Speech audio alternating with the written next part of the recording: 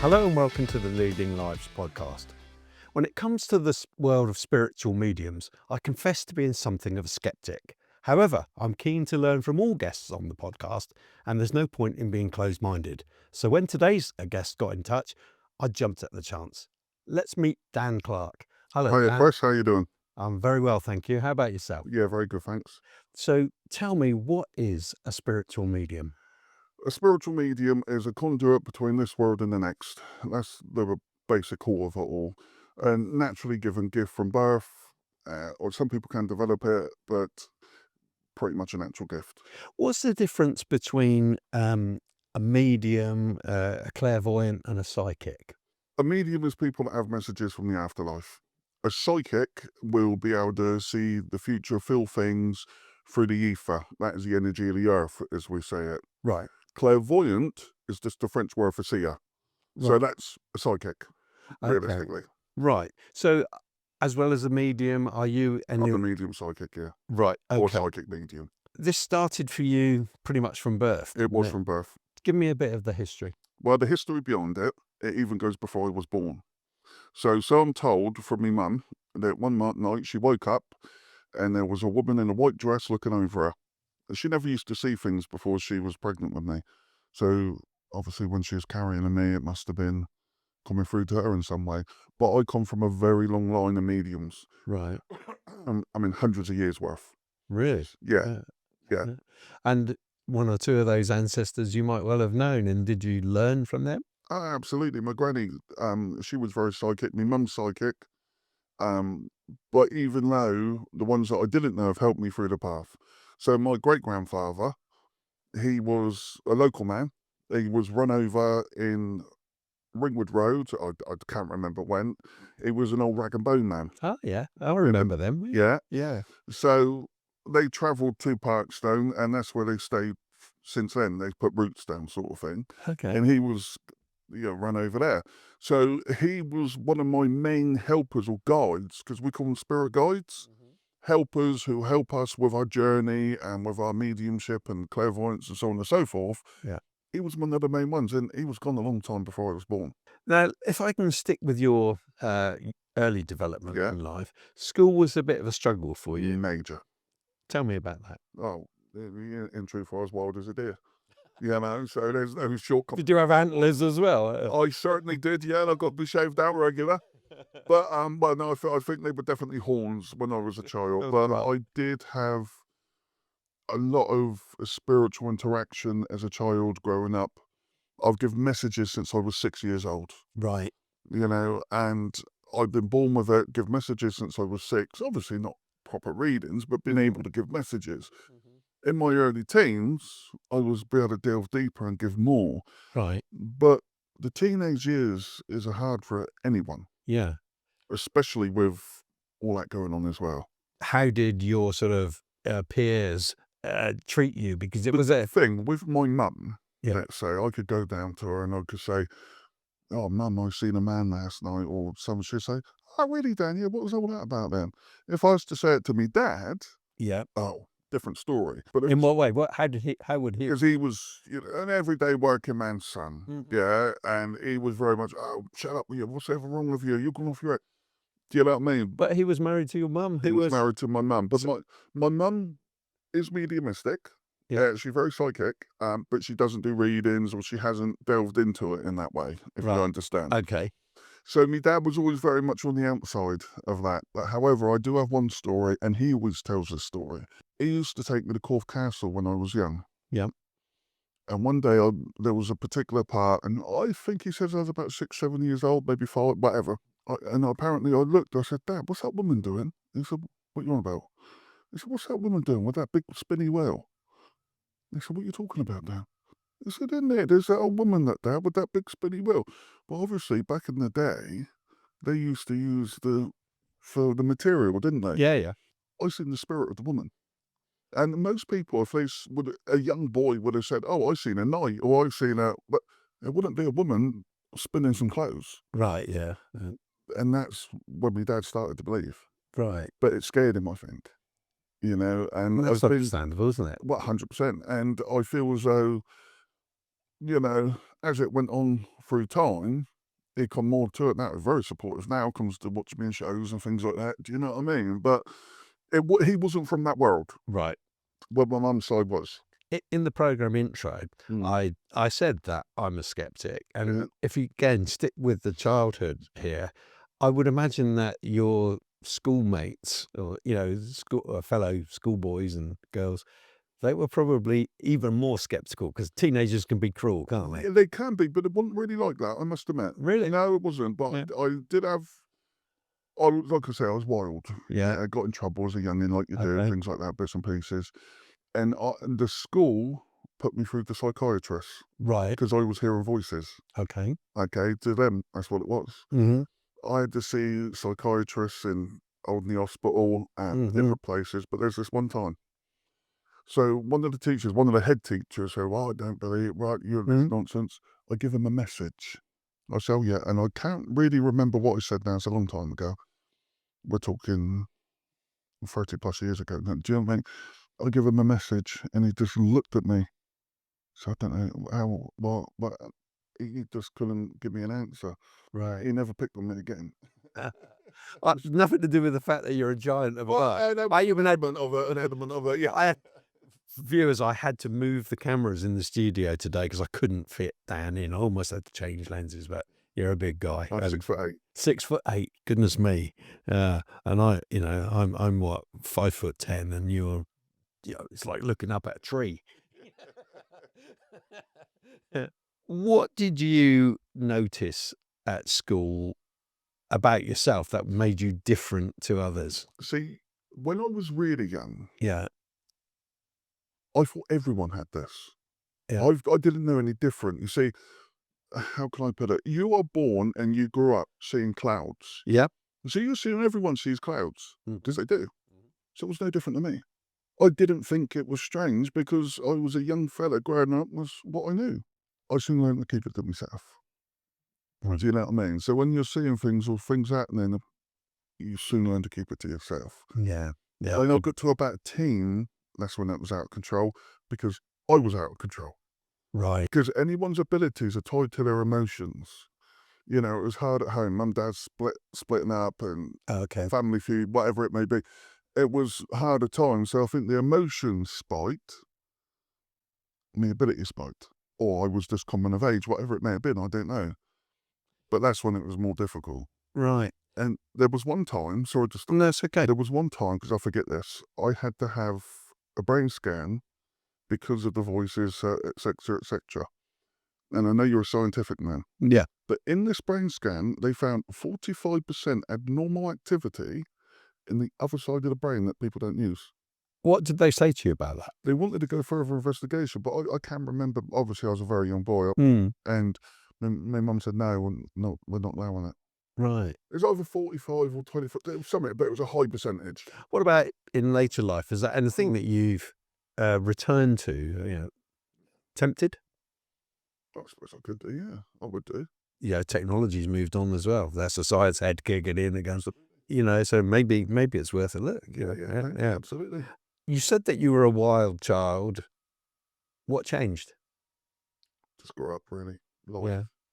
Did you ever an ethereal moment where suddenly something dawned on you and you thought, well, I need to be different? No, not really. I'll tell you what it is. As much as I was wild, I Mm. was always fetched up by older people. I Mhm. was always with older people. I was always sensible people. Right?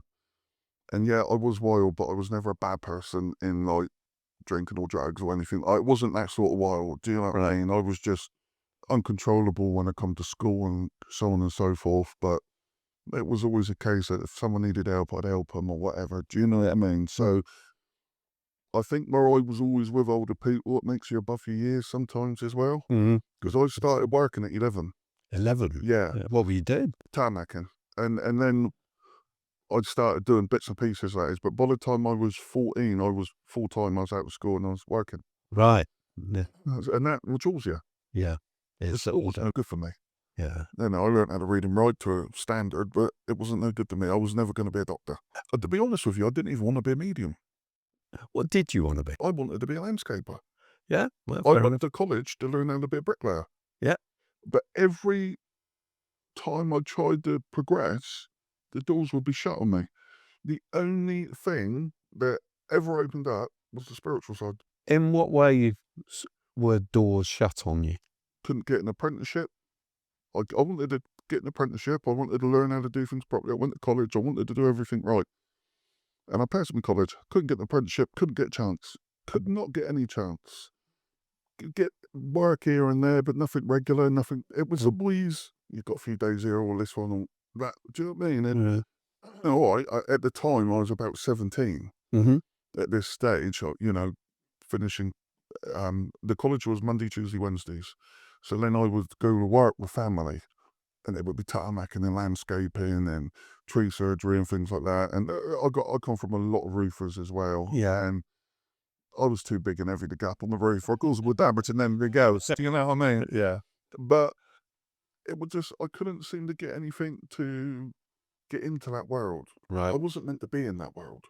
In 2012 or so, I guess, you opened a shop?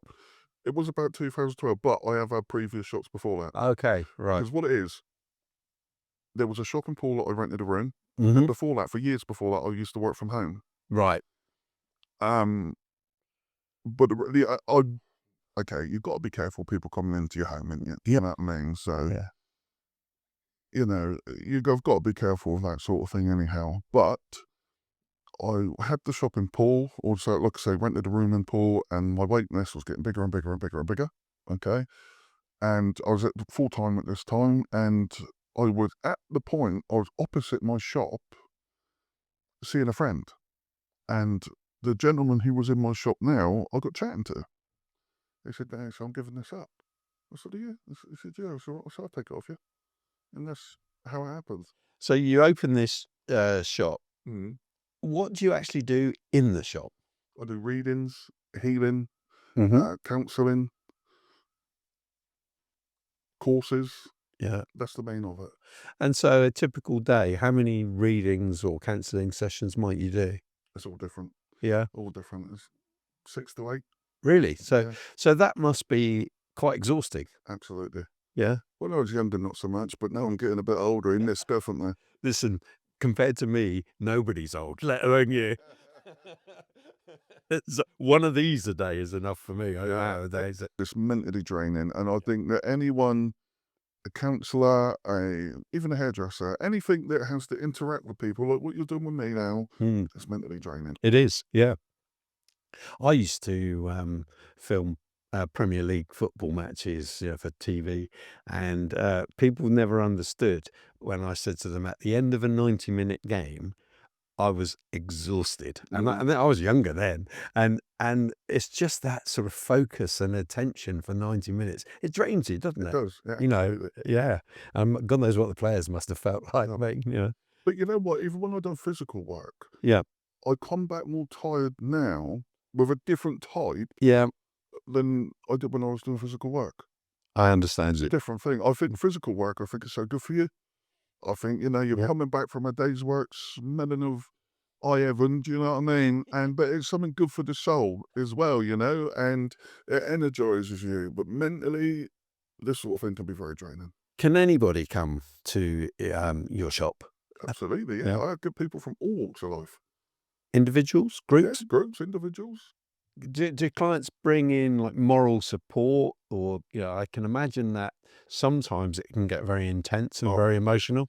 No, see, the problem is, let's say if you brought you come to me for a reading, Mm-hmm. you bring your mate Jeff with Yeah. you for the reading, it's no good because I might be picking up on Jeff. Right. Okay, so I can't pinpoint. And another thing I cannot do is make people come to me. I'm a natural medium. I do not believe in Ouija boards. I do not believe in things like that. That's more of a sinister thing. And I believe things like that should never be touched. Please forgive my lack of knowledge of your subject. Yeah. What's the difference then? Because what do you do with a Ouija board? You call for spirits to come Pretty to much, yeah. When you're invoking things, Mhm. okay, you're dabbling with stuff. A Ouija board could be scarily accurate. You could go on there, could read out your grandmother's name and what she had for toast, or what she had on her toast for the morning she passed. However, you don't know what's on the other side giving you that information. Right. Okay, so that's how it works. From day one, I've always been told never to go near them, never to touch them. And I'm a medium that does readings every single day, so I'm not scared of ghosts, don't get me wrong. But Right. I believe if it's not natural, leave it alone. How do spirits come to you then? I mean, explain I mean, I appreciate that with a Ouija board, you're attempting to Well, call what you're people. doing with a Ouija board or anything like that, you're sort of invoking them in, so they're coming into you. Mhm. All I do is sit in front of people and start telling them what I see, hear, and feel. Right. So whatever senses. So if I was to say to you, oh, I've got a grandfather figure or a father figure or mum or whoever who I'm sensing, then it comes on more from that. Like normally what I would do is tell you their name, what they passed off, intricate details that you know, or see, let's say if you've got 10 people, Mm-hmm. 10 people have lost their father. Yeah. 10 people have lost their father and he was 65. Mhm. And every one of them died of a heart attack. But every father's different. Yeah. It's the little things, it's the emotion. And that is what makes the reading. I mean, little details make it all. What about if you research people before they come in? I mean, I've researched you, for example, so that we can make these questions. So do you research people or do? No, definitely not. Okay. And so what about people in your position, other mediums, you know, would it be possible for them to research people and basically tell them what they want to hear? I suppose it depends how they do it. Yeah. See, when people book with us, Yeah. what we do is first name, and obviously we've got to have some form of contact, Mhm. right? So if I'm ill, whatever, we confirm the appointment. Like booking with a hairdresser, you've got to have that. I don't know. You- I never go to one. But we don't ask for any details or absolutely anything beforehand. And as well, some people can make a booking. So you could make a booking with you for you and two of your friends. I don't know who they're coming. I never don't even ask their name. Right. I don't ask nothing about them. But this is why I love shows as well. Yeah, we'll come on to the shows if we may.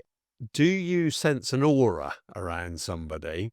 And have you ever sat there in a reading and said, no, nothing, there's nothing? Oh yeah, definitely happened last week. Right. Okay. So let's go look at the aura first and then remember the second bit because I'll forget.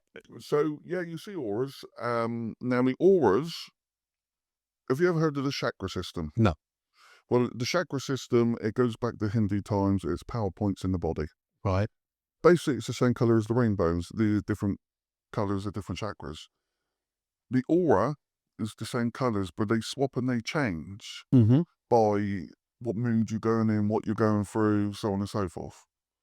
And the best way I could put this, Chris, have you ever walked into a room and you said, Queen, cut the atmosphere with a knife? Yeah. Yeah. Yeah? Well, you're sensing that. Yeah. How are you sensing that? Yeah. Because you're part of that energy. No different than what I am. It's just stronger for me.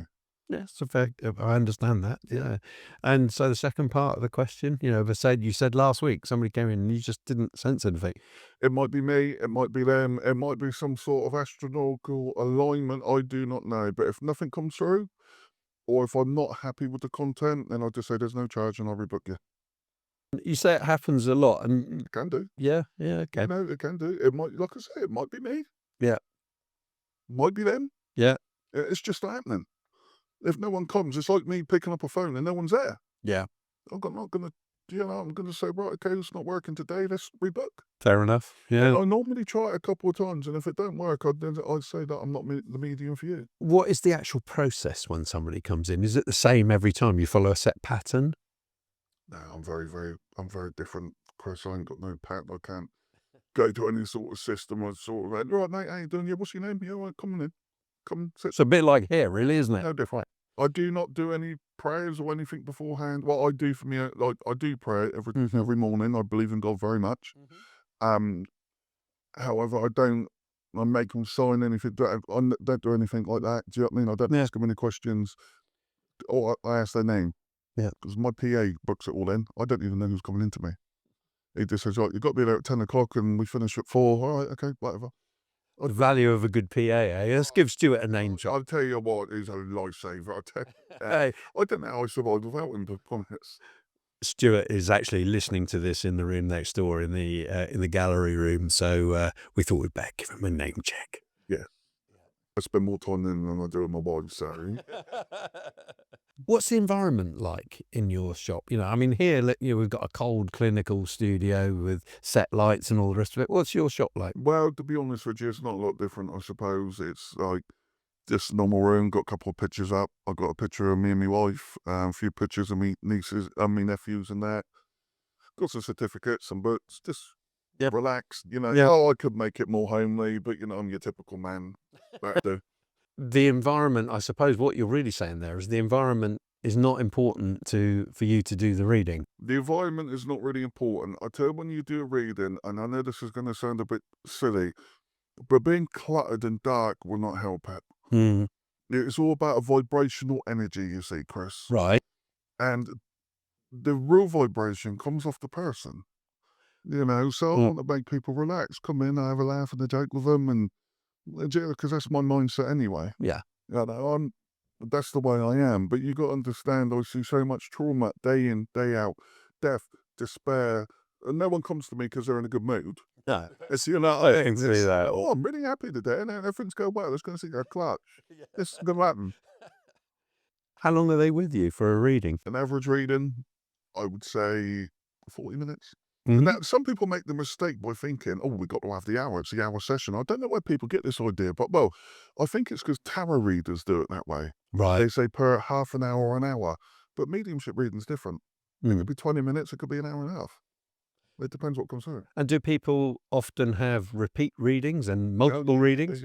90% of people, when they come out, they rebook. And what do they gain from rebooking? You know, I mean, is it different people that you speak to? It may be different people, it might not be, but it might be certain situations in their life. Because a lot of people come to me, it ain't just about their loved ones coming through. It's the guidance, it's future predictions. You know, I have millionaires, billionaires come to me and ask me for business advice. Right. You know, I could tell you all sorts of stories in that way. I'm intrigued by that. So people actually are asking you for business. This is more the counselling side of Yeah. what you do, yeah? What kind of advice have you given somebody in terms of business? Give me an example without naming Right, names. with one particular person, he Mm. was about to buy. It's not Centre Parks, but it's something like that. Yeah, It's okay. like one of them Yeah. sort of places. He said, yeah, I'm going to be buying this, or I've got the information. I said, right, no, you do not want to be dealing like that one. You've got to go with this other person, then buy it. And it turns out the other person went to prison for fraud, and he would have done it to them. Do you see what Yeah. I'm saying? Or if I say to someone, no, that's not a good buy, then they find out that they never got planning for it. I've had that with builders. Yeah, it's things like that. Fascinating. Fascinating. Why do people come? And then you've kind of answered that already. There's a multitude of reasons. There is so many reasons. Yeah. All I say to people, if they come to me, or they go to any medium, I say, come with an open heart, Mm-hmm. and there shouldn't be loads of questions. Do you know what I mean? There shouldn't There be that. shouldn't be, no. What do you mean by that? That I shouldn't have to say, oh, who's this, or who do you want to talk to? Okay. So if Yeah. I come in the room to you and I say, right, who would you like to contact? Yeah. Could be the answer, isn't you? Yeah. Come on, Well, that's should part. ever tell you who's coming through. That's part of my skepticism. Yeah, but that's down to the individual person, you see. And I've known people that have been very good at what they do, and it's the way that they deliver it. Like they could say, "Oh yeah, so who do you want to speak to? I want to speak to your son." Okay, that's nonsense. If they Yeah. come, they come. If they don't, they don't. Yeah. And that's the truth of it, Chris. We've got very good clients. They're twinsfx.com.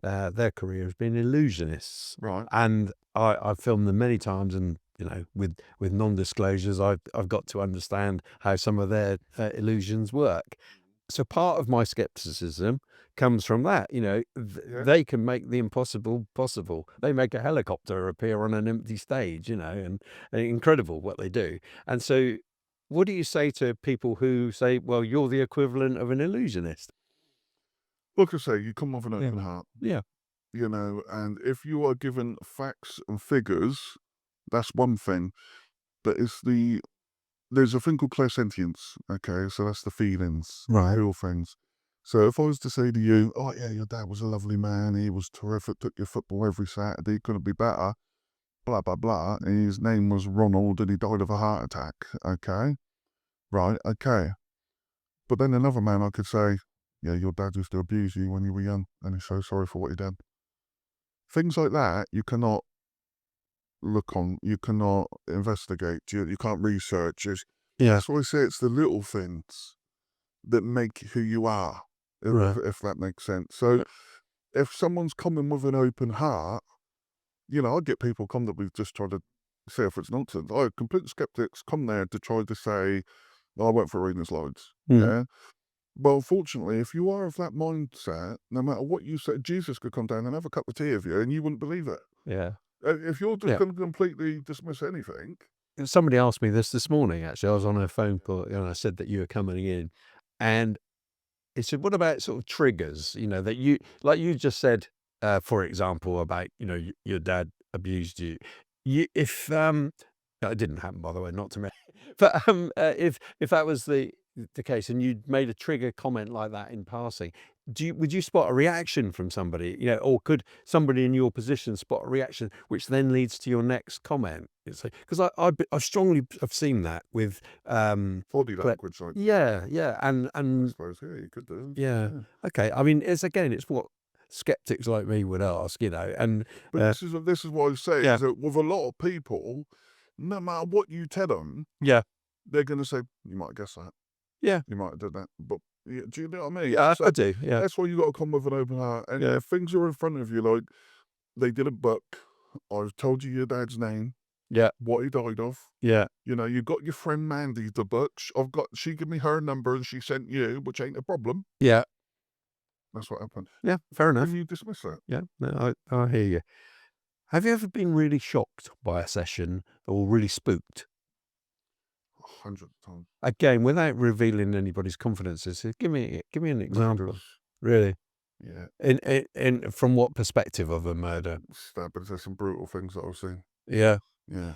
And it wouldn't be nice for your audience to hear some of them, do you know? No. Yeah. When sexually attacked and murdered and things like that. I'm talking about in the context of giving a reading with somebody. You've seen that in their No, like, let's say if their loved one come through, a particular woman that I remember, she came to me for a reading. Her daughter was picked up by a taxi driver or something like that. She was raped and murdered. right. They didn't find the body for quite a time afterwards. And I told her what happened. The description of the man who went to prison. I even said how the body went down the river and so on and so forth. Do you know what I mean? How do you deal with the trauma around that yourself? Because it's in your head, isn't it? And you can't unsee it. If I Then, was to do your reading, I'll train my brain to such an extent. If I was to do your reading at 10 o'clock in the morning and I see you in Tesco's at 12, I'll probably not recognise him.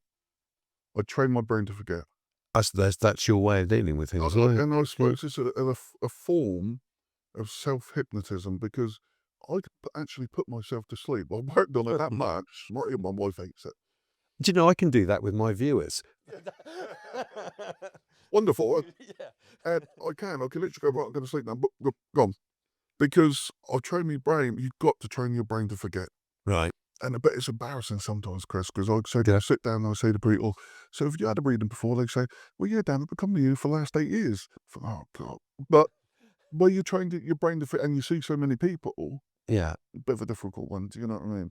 Yeah. Most people who watch the podcast train their brain to forget what they've ever seen after it as well. So you're fine there. You won't need to worry about this one. What about if you became aware of somebody in the room with you being involved in criminal activity or something unsavory? Would you be conflicted with that? Yeah, I would, yeah. There was one time, there's 2 stories. Mm-hmm. There's one time I had a fella come to me for a reading. He was in the criminal world, okay, and he was quite high up in the criminal world. And he was actually late for his appointment because he wasn't very good with timekeeping. And he was sat in the room and they didn't know each other with a judge. Oh, really? The judge was on time, he wasn't. And they were in there, they were talking about cricket or football or something silly like that. Right. They didn't know who each other was. I thought that, yeah, quite clever, that one. But if I can help him, if I can get him to maybe change his ways, because that's what the Spirit would want him to do, Mm-hmm. think of all them other people you can help as well.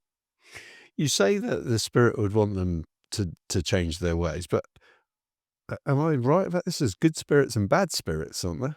Yes, there is very much so, Chris, 100%. But the spirits, I believe in God 100%. The spirits that come through to me are ones of God, of heaven. That's the prayers that I do, and they will try to guide people to a better life, a more prosperous life, and a spiritual life. Not to go down the roads of drug dealing or something like that. So that sort of leads me on to thinking, well, if you like the equivalent of the good spirit, Yeah, are there people who fulfill your roles with the bad spirits? they very could be. They Yeah. could be. But and then again, I think it depends on how they've come about. Mm. Because we don't do rituals, we don't do things like that. Right. See, I was told once before, an ancient voodoo priest was the equivalent to a medium, Right. okay, or a necromancer. So A a necromancer. necromancer is traditionally people that used to do things to the body in certain ways, tattoos or whatever they used to do, I don't know, to be able to control the spirit. Right. We don't do anything like that anyway, but there is a darker element of things. Yeah, of course there is. Do you see death? And if you do, would you discuss it with your clients? No, I don't. What? No, you don't see it. I don't see it, but I Mhm. have twice. Right. And both times I was right. Right. And now they've never showed me again. I hope it's not 3 times now, but Don't make plans at Christmas. No. yeah. No, what happened, one of them, I could see what was going to happen. Hmm. 2 men, this was, one suicide, one drugs. Right. The other one, and this wasn't a reading, this is going back, because when I was in my early 20s, I was still doing building work, and I was doing readings evenings and weekends, like just taking on sort of thing. And I said to him, if you carry on down this path of use, go, you do this, you do that, I don't see you making a month. Now, shut up, what you on about? And sure enough, he died. Yeah. How busy have you been? How busy? Yeah. Ridiculously busy. Pleased about that? Or is it too much? Sometimes it can be too much. Yeah. Don't get me wrong, sometimes it can be too much, but I love what I do. It's not a job to me. Mm-hmm. I can come home from work, and when I drive home, knowing that I've been had let's say if I see 5 people, 3 might be fantastic readings, 1 mediocre, 1 maybe all right. But to know I've been able to help them people, it's worth more than money, because you can change someone's life. I've changed the lives of many people, Chris, just with 1 reading. For them to be able to know without a shadow of a doubt and truly believe that their daughter or their son or their dad or whatever is looking after them, that would give you more reward than any form of money. How long does somebody have to wait to come and see you? How long's the waiting list? About 14 months. 14 months? Yeah. Goodness me, that's a long time, isn't it? How did you get on during the COVID lockdown? Were you still able to do readings? Yeah, because I do readings via Skype or video link. And how does that differentiate? I'm not the great lover of it. You could not beat face to face in front of each other. Mm, It does work and it is similar, but I would say on par it's 60%. surely the sort of the energy feel must be different. It's different. I mean, people will Yeah. try to tell you it's the same, but it's not. Yeah. It's not. You're not in that energy. It's different. It can work and it does work, but not to the same level, I believe. Yeah. It's the same in my job. If I've got a quote for a new client or something like that, I'd much rather sit in their office or wherever and have a cup of tea and have a chat with them than try and speak on a Teams call or whatever. Yeah. You just don't get that same sort of No, you interaction. don't. Moving on to the live shows, what is the makeup of the show? So that will just be mediumship. Okay. That is loved ones coming through. Mhm. Okay, because sometimes you get certain predictions in there, like, oh, you're going to move or you get a new job, maybe, but it's more your dad's coming through, his name's this, or that was his address, or he passed of this, and it's factual. Mm. I do not talk about people's private business in front of an audience of people. It's just not right. Mm-hmm. One-to-one readings, completely different. I go into every aspect of your life. Earlier in the conversation, you said, when you're in the shop, you have one person in, and I think it says this on your website as well. I can have double, but if they're family, Right. because they're connecting with the same people. If I can sort of pick up on what it says on your website as well, it says, it can get a bit confusing if you've got 2 people sat in there. It's That different energy when you do a show, though. I was going to say, because you've got, I don't Yeah. know, 50, 100, whatever it might be, I do shows up to 350 people. 350. So doesn't that get confusing too? No, I know it sounds strange, but it's more energy. It's more energizing. I love the public demonstrations more than I do everything else. Mm-hmm. And I've had my best mediumship from public demonstrations, and I think it's more when people sit there and they think, I didn't even book this. My friend booked it, and 4 of us come with her. He, how? How do you select people from the audience then? Feel drawn to him. Right. Okay. I feel drawn. I say, all right, I'm with you, blah, blah, blah, or I'm over this way. Every now and again, it could be, oh, I've got this. Can anyone understand this person? I don't like to do it that way, really, but sometimes it gets very confusing. Right. But one thing that I do is called multi-messages. So it's quite a rare ability in that way, where I can simply give more than one message at a time. Give me a couple of examples of, or a couple of anecdotes from shows. Mm. One that stands to mind, a lady was there in the audience. Her brother passed in a road accident. Right. And the paperwork, what the news on the paper, in the paper, sorry, was lies. It wasn't right.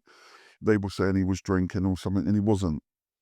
And it was just an accident. And it come through with the road that he died, his name. I think I'm trying to remember now, the papers said that he lost control and he hit a barrier, but he did lose control of the car, admittedly, but it was ice and he hit a tree. And it was going through and saying all of that.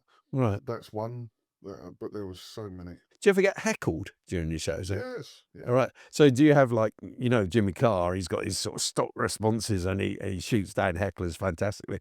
How do you handle them? Exactly the same way, really. Really? Yeah, exactly the same way. Go on, give me an example of how you would shoot down a heckler. I remember, and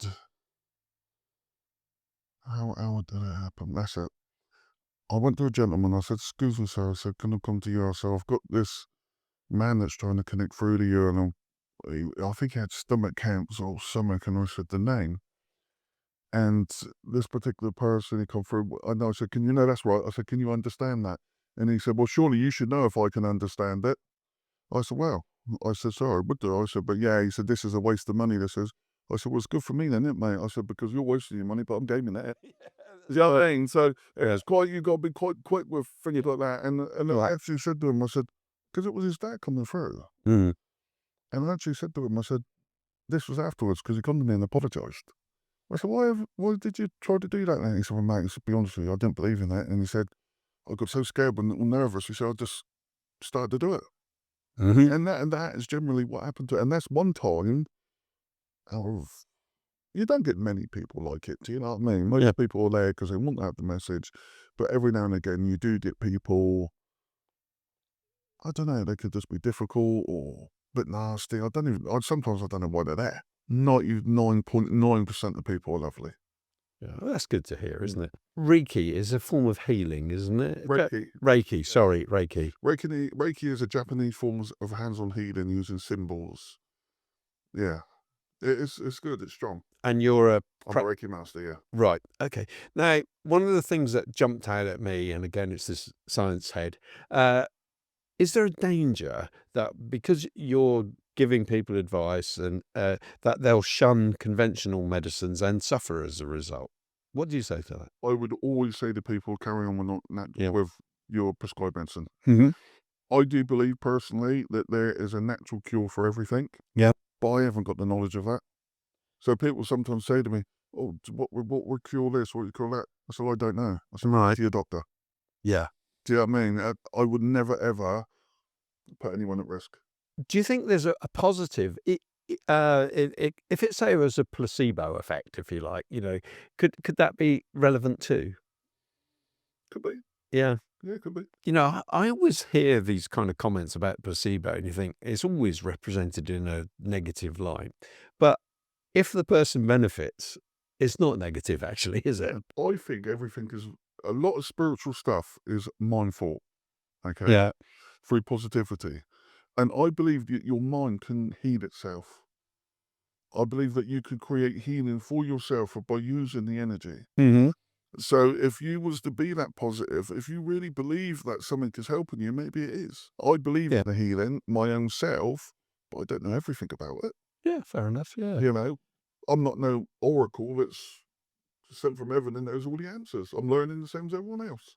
Just before we close out, let's go back to the shows a minute. How often do you do a show, and how many have you done? I normally do 4 a month, maybe. 4 a month, yeah. And this is anywhere in the country, is it?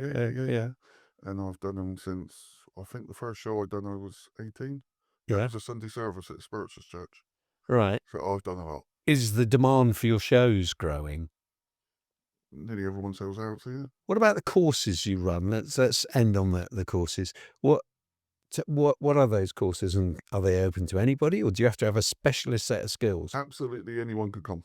Right. You know, see what it is. How many times have a phone rung and before you've even got there, oh, that's me mum ringing or something. Everyone's got part of a psychic ability. You know, have heard of mother's intuition? Yeah, of course. Yeah, man. Yeah. Things like that. You all got that psychic spark at some level which you can develop. Yeah. Some people are just stronger than others. How have you enjoyed the podcast? I have, Chris. Yeah, well, that's good to know. Right, well, Dan, thanks very much for coming in. I've enjoyed the last 40 minutes or so, and we've had a good chat. We certainly have. All right, thank you. Well, what a great chat that was with Dan. Now, Dan wishes to prove to the world without a shadow of a doubt that the soul not only survives, but it flourishes, and our loved ones with us, and we will all one day meet again. Has he convinced you? I'll see you again on the next episode of the Leading Lives podcast.